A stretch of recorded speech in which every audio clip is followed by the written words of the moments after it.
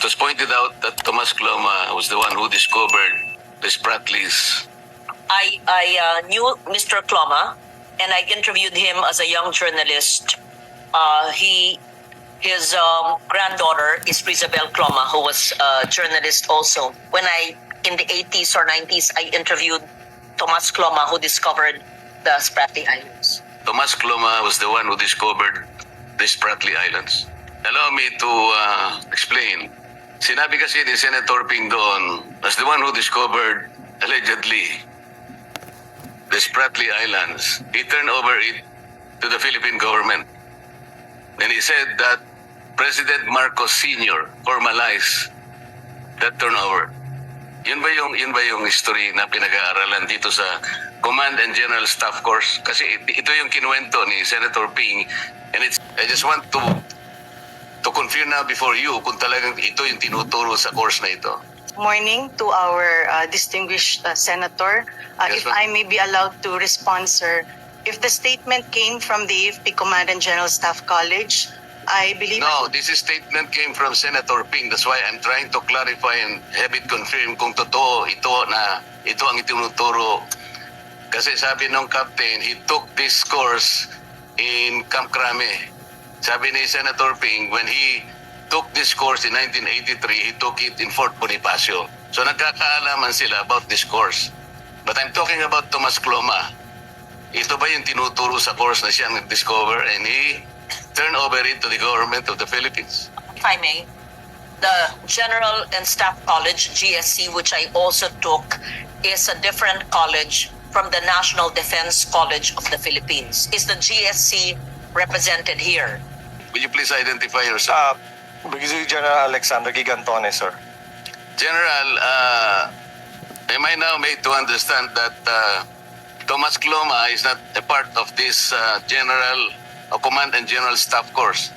As I am aware of, sir, none, sir. But I have to check with the course director himself, sir. And I'll get back to you, sir.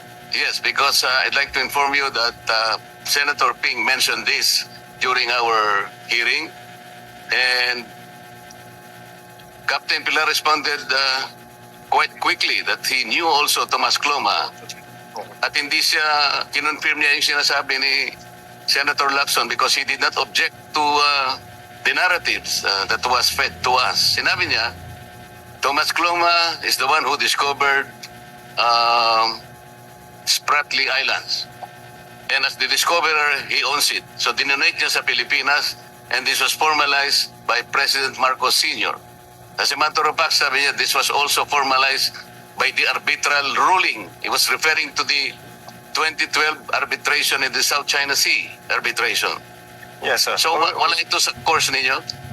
We don't have military history module in our CGSC. Bakit kaya niya sinabi na, did you take up your Command General Staff course at Fort Bonifacio? Sabi niya. Sabi naman ni Captain Pilar, no sir, I took it at at Camp Crame. So parang nagkakaalaman sila na mayroon talagang Command and General Staff course. And do you know kanya Tomas Cloma? Yes sir. Doon niya in-introduce na si Tomas Cloma is the one who discovered Spratly Islands. It should be corrected kung talagang nandun si Tomas Cloma. It should not be distorted. Tomas Cloma is a seafarer, he's not a discoverer. In 1956, he proclaimed a freedom land. It's like a notice of claim. That was in 1956, and several countries objected to that. The United Kingdom, the United States, Australia, Japan, China, and the Philippines. That is the history. Alam niyo kung bakit nag-object ang mga countries na ito? Because at that time, in 1956, Spratly Islands is not considered terra nullius. Meaning, hindi siya undiscovered, hindi siya unoccupied. As a matter of fact, in 1897, Great Britain already notified the world by issuing a notice of claim. After that, when that claim was abandoned, France took over. Until in 1933, Japan served a notice of claim,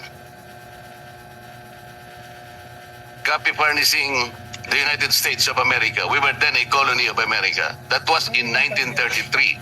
And Japan called the Spratly Islands Sinan Gunto. Tayo tinawag nating Kalayaan Island Group. I'm trying to emphasize this, General. Ang dami kasing ang daming mga disinformation and misinformation eh. Paano nilang sasabihin na somebody donated this to the government? But this is not the whole point now eh. Alam ninyo, 4 na territories ng ating Spratly Islands, are already territories of the Philippines. Simply because we occupied them. Tayo nag-occupy na dito eh. And somebody suggested na sinasabi ko raw, I'm trying to remove the KIG from the territory of this country by presenting a splice narrative. Ito yung mabigat dito eh. No less than a senator of the republic did this. We will do we'll come to this in proper time. Gusto ko lamang paalam na alam niyo si Tomas Cloma was mentioned in the arbitral award only in pages 250 and 251. Sinasabi ng tribunal, a certain Filipino and his associates had some activities in this Spratly, sabi niya. Yun lang, na-mention. Doon lang siya na-mention. And parang nagkataon lang na nakarating sa Ito Aba and nagkaroon lang ng konti sigurong kung ano-anong pinagagawa nila doon. That was the only time that this Tomas Cloma was mentioned in the arbitration tribunal. So baka po tinuturo sa Command and General Staff Course. Your Honor, as I said, sir, we only have modules not including the history, Your Honor. Yung pinagsasabi ni Senator Ping are all distortions. I have to find out, Your Honor. We were meeting at the CA. I was only trying to emphasize 2 things. The difficulty of plotting the West Philippine Sea because of several obstacles. There are 3 articles of the UNCLOS that will be contradicted if we will encircle the West Philippine Sea with the KIG. Pero hindi ko po problema yon. Problema na ng NAMRIA kung paano natin gagawin. I hope we can help NAMRIA plot the map of the West Philippine Sea. At Administrative Order number 29, which was issued by President Pinoy in 2012. At that time, he already instructed the NAMRIA and the Department of Foreign Affairs to prepare the necessary maps and charts with coordinates and submit them to the United Nations and notify all relevant international organizations, including the International Hydrographics Organization, for the purpose of plotting a West Philippine Sea map as the western side of our country. I was telling them, I just said maybe, the difficulty lies in the several obstacles that they will encounter. Kasi nga nasa high seas na lahat yun eh. I'm not talking about territory. I'm only talking about the West Philippine Sea. How we can encircle that part of the ocean, most of which is already the high seas. Kasi nangbiro lang ako. It was a hypothetical statement when I said, well, you want to give up the KIG para ma-encircle mo. But that was highly hypothetical. It was not even a suggestion. Sabi ko pa nga kung pwede lang nating ilipat sana sa EEZ natin, but you cannot do that. Only God knows. Or only God can do that. So, General, so many times I'm being misquoted by several people, including a retired Justice of the Supreme Court. In due time, we will meet all them.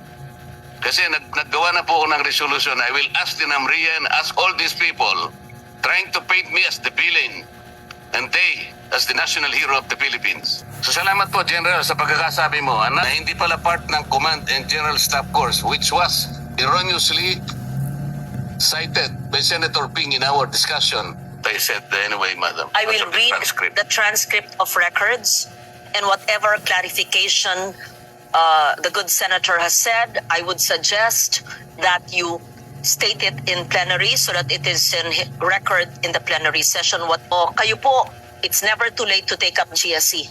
It's never too late to take Masters in National Security. Provided Batikan na abogado na kayo. provided they will exclude the Tomas Cloma issue. Totoo naman yun ah. Hindi Hindi, wala pala sa... The General already confirmed it to me. It may not be the classes, but Yeah. it's historical fact. In fact, sino ang bihasa who can give us the historical perspective of the Spratlys? Because when I was a young journalist in the 80s, in-interview ko po si Tomas Cloma sa bahay niya sa Quezon City. Tawagan si Rizabel Cloma. Yung apo niyang si Rizabel nandun. But retired na si Rizabel. That was like, I was in my 20s. And I interviewed Tomas Cloma. And we talked about the Spratlys in the 80s. And then, fast forward 1992, I took up my master's in national security at 32 years old. At the Blue Book, one of our exams, midterm paper, was on the South China Sea issue on the Spratlys. Wala pang computer, no, wala pang soft copy. Handwritten ko yun sa isang Blue Book ko. Mahahanap kaya ng NDCP yung Blue Book ni Loren Legarda noong 1992? Kung meron yun, as early as 1992 po, ay sumusulat na ako about the Spratly Islands. Madam Chair, wala po akong problema kay Tomas Cloma kung ang pinag-uusapan lang nakarating sa Ito Aba, kasama niya yung kanyang mga associates, sapagat nakarecord ito sa history ng arbitration. At siya rin naman ay nakapunta sa kanyang mga associates. Very briefly, sabi ng arbitration, nandun siya, pero wala siyang residence doon, hindi man siya nangisda doon. They were talking about the historical rights of who fish in that area, who mine in that area. So nabanggit talaga ang pangalan niya na he had some activities, although briefly, in the Spratlys as well as in Ito Aba.